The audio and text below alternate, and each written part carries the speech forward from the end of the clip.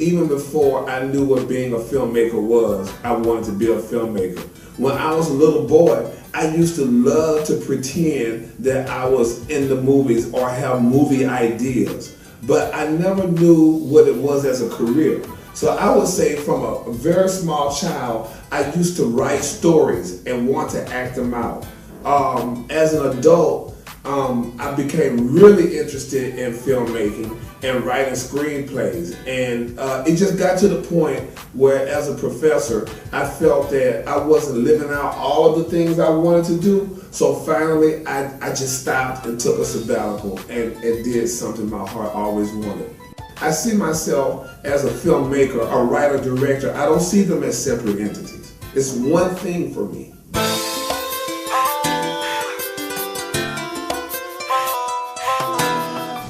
Well, you're here now and time is money, so let's just cut the chit-chat.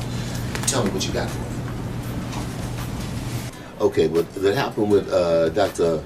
Omowale Aukintunde was he was actually in film school in Los Angeles, and my daughter's boyfriend told me about this movie he was doing. He was doing a little student film. He was very excited about it. He was very excited about the guy who was directing it and who had written it. I spoke with him, and I was really impressed with him and his depth of knowledge about things more than theater and film. When I found out that the little student film that he had put together, he had actually found financing to turn it into a feature-length film, I said, you know, I want to be involved in that. So, you know, that's how I got involved in Wigger. But before that, this is my third time in Omaha. I had never been to Omaha before in my life, and in the last year I've been here 3 times. And each time has been a really incredible experience here on UNO, doing symposiums, we're exploring multiculturalism and white privilege and the deconstruction of the whole situation. So it became a wonderful experience for me, and now we're planning things for the future. We got other projects planned, and we're going to be doing other things together. So this has been fantastic. Been a fantastic experience. That's how I met Doc.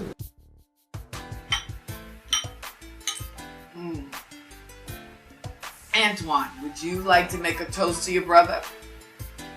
You gotta take that picture. Yeah. Okay. Take a picture with me and Anna's looking okay, gangster. So, look, and I'm gonna throw up a sign for it. Ready? Yeah, wait. And it's the I still pinch myself. Listen to me. I still wake up at 3 o'clock in the morning and pinch myself.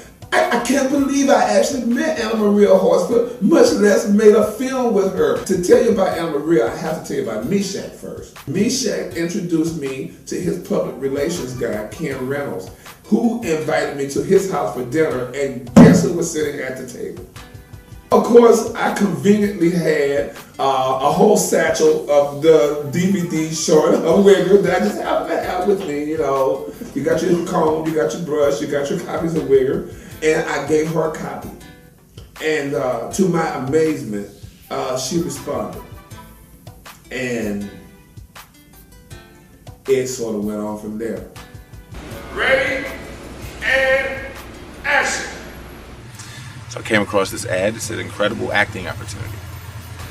Woke up the next day, went to work, not thinking about it, and then my boy Rocky, who's actually here helping out on the set, came up to me and said, "Hey Dave, man, I saw something on Craigslist that'd be perfect for you." And he starts explaining it, and it's the same ad that I had read the night before. I went home. First thing I did was submit for it, and I got a call like 3 or 4 days later to come out to LA audition. So I went out to the audition and did a good job. Felt pretty confident, you know. But I got a call a couple days later after that saying that Omowale, he liked me, but you know, they were gonna have another round of auditions in New York, and he wanted to see me again, but it wasn't gonna be till after the New York auditions. And in my head, I'm going, that's not gonna happen. I'm not gonna let a whole nother round of auditions go by without me showing my face again. Flew to New York, auditioned in New York, had dinner with Omowale the night before, and then I got a call when I got back to LA a couple days later. Was standing on on Beverly Boulevard. I remember exactly where I was standing.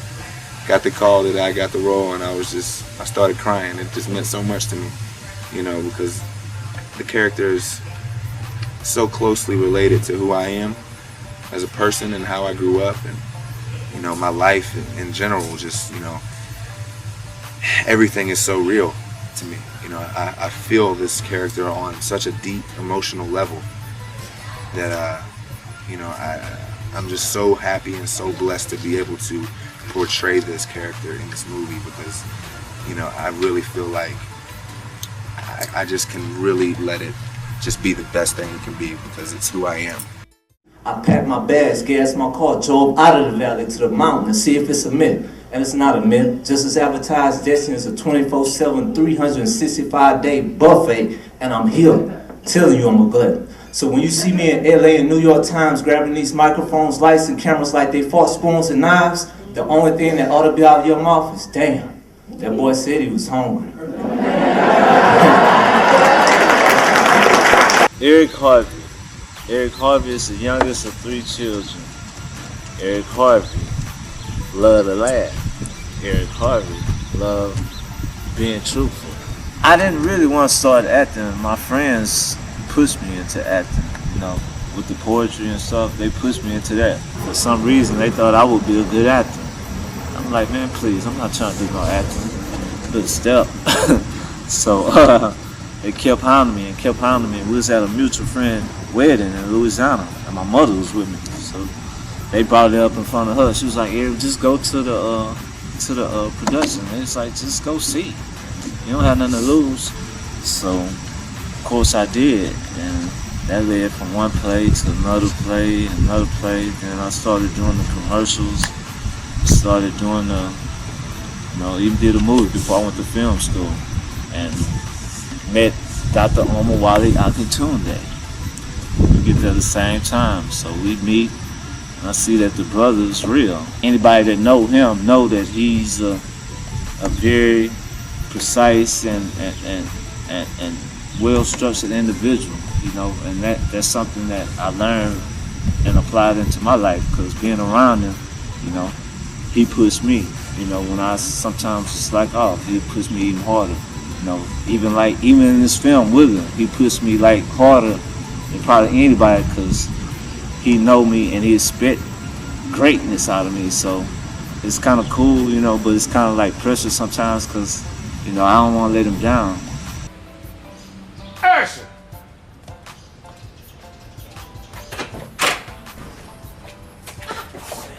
Brandon? What's up?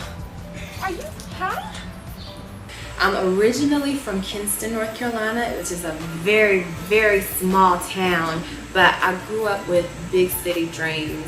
I've always wanted to be an actor and a singer, an entertainer. I love to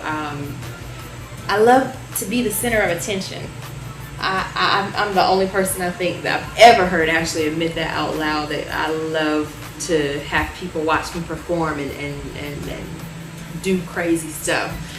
I was simply on the internet one day just looking through some casting notices, and I saw it come up on Craigslist, and they were looking for an African-American actress to play this role. So, you know, I just shot over a headshot and resume and threw some details in there, and I got a phone call from Arkini, who's actually playing Vita. I read over some of the lines with her and brought some of my insight to the character of Chandra, and she said, you know what, I love you, and I want you to talk to my director, and I'm gonna put him on three-way whenever you're ready. I want you to read with me. My first impression of Omowale was that he was extremely courteous, extremely gracious, that I even took the time to read his script, that I spent the time just having a conversation with him over the phone. And that's never happened with any other director I've worked with. So that really put me in a very, just a comfortable place with, you know, who he was, even though I hadn't met him yet either. So just meeting Arkini and Omowale just made me feel like I want to be attached to this production. Okay, pictures up. Roll camera.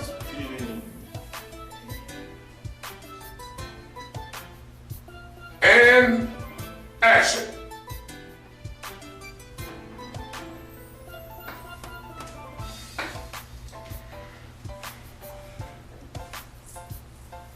For this role, I was actually in LA doing another film called Naked Hostage. I played a cop starring in a film, and I played a cop being held hostage, and then I got the call to come and audition for Wigger.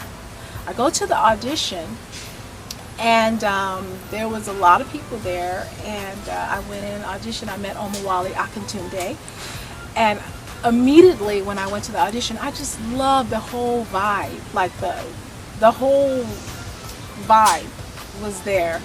And I also met David there, who's also playing Brandon in the film, and he and I were the two that was at the audition, and we hit it off instantly. We were the last ones left at the audition because we had to stay over, and we just went in there and we just had fun with it. We killed it. We took the script. We had fun. They was laughing. We just made it fun. And then later, I got a call from one of Omowale Aukintunde's assistants, and they wanted me to continue to read for it. Omowale did not cast me right away. I mean, he kind of did, but he didn't. And we would just read over the phone. He is such a perfectionist that I had to read with him. We would be over the phone practicing for 3 and 4 hours till he finally got what he wanted.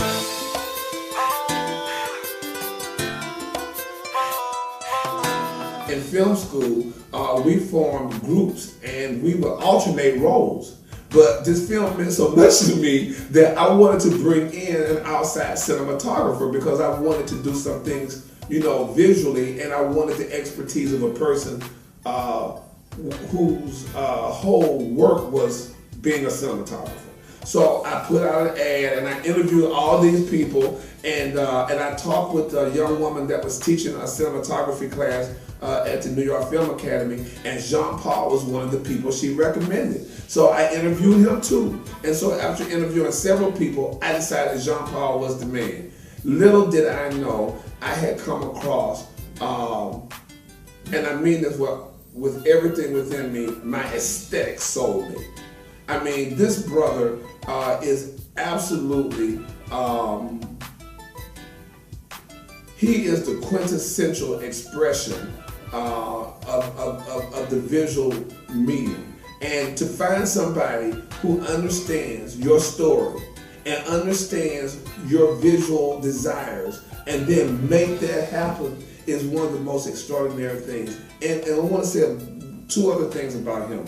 Not only is he an extraordinary cinematographer, he is an extraordinary human being. I love working with him. He makes the filmmaking process not just pleasant, but fun and intriguing. And he understands the importance of it. He understands why it's important that a film be beautiful, not just for beauty's sake, but because we're telling an important story. I just simply can't say enough good things about him. I think together we make a team that is really one to be reckoned with. Get me wet. Get me wet. Come on. Get me wet. Get me wet. See? See how that works? Huh? That's film, baby. Now I'm tired. I believe you when you say you despise motherfucking Africans. Because how else could someone explain your ignorant self-hatred? Dumb motherfucker. Where's the lady that does this? Where is she? Nobody wants to break. Somebody come up to this lady and let me know, because I know she's in here. Yeah. I did too, though. That was my test to know if she was doing it or not.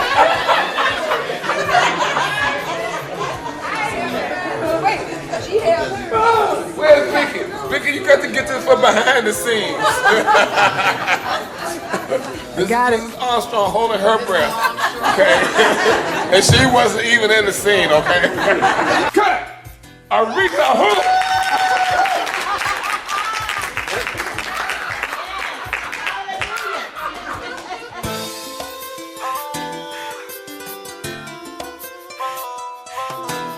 When Jean-Paul and I were talking about shooting this film, I said to him, Omaha is one of the stars. It is a character in the film. I wanted them to feel what a fantastic place it is. I wanted them to feel the authenticity of being immersed in the community that is called North Omaha. Can you imagine how you must feel as a director in terms of your gratefulness that a group of people would get together and suspend their lives for 3 weeks for the sole purpose of making something that's in your head come to life? I can truthfully say I had the most wonderful group of people around me that any human being can hope for. I don't think there's ever been a film shoot that has gone more spectacularly or has gone as well as that shoot did. It was a fantastic crew. It was a fantastic group of people. It was without doubt the very best experience I've ever had in my life working with them. I wish I could make it happen again. I do.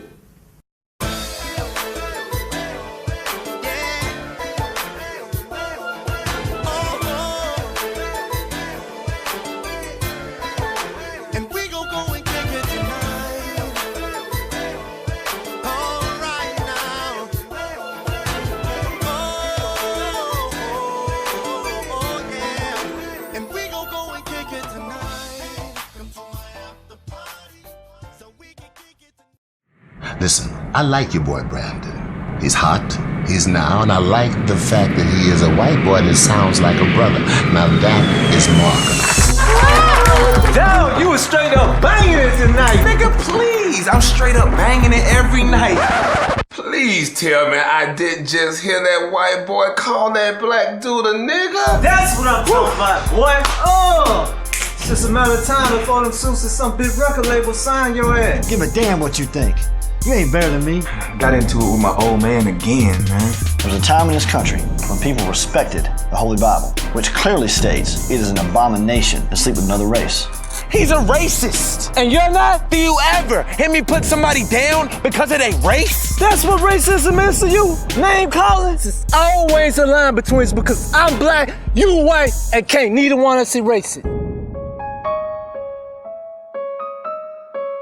I met with the record producer, Mr. Pruitt. He said he really like you. And he said if we bring him a video and straight up banging, he will sign you on the spot. Well, how long did he give us? I will see you in 1 week. A week? I still don't understand why you're selling CDs on the corner. Mama, I'm not just selling CDs on the corner. I'm managing Brandon's career. Oh. If I do get this record deal and become somebody, I won't forget you and Michael.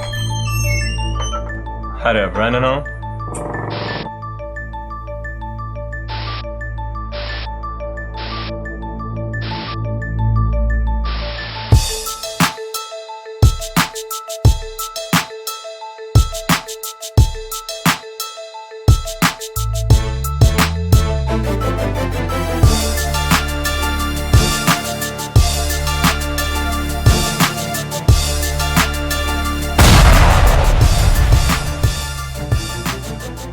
You one of them white boys think he black. I'm just being Brandon. Ladies and gentlemen, we got a Wigger in the house.